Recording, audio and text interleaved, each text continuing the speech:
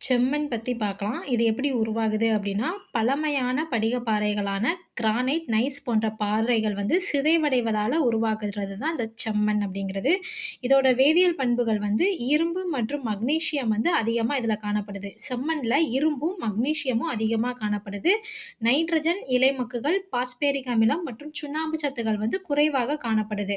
இந்த மண்ணோட தன்மை வந்து மென்துகள்கள், இடையளவு குறிப்பிட்டுள்ள உப்பு கரைசல், வெண்களி பாறை தாதுக்கள், சிறு வெடிப்புகளுடன் கூடிய செம்மண் படிவு போன்று இந்த மண் வந்து காணப்படுது அப்படின்னு சொல்றாங்க.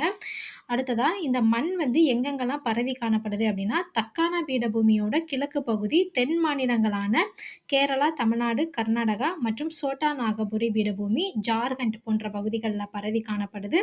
அடுத்ததா இதுல விளையக்கூடிய முக்கிய பயிர்கள் வந்து கோதுமை, நெல், பருத்தி, கரும்பு மற்றும் பருப்பு வகைகள் வந்து செம்மண்ல அதிகமா விளையுது.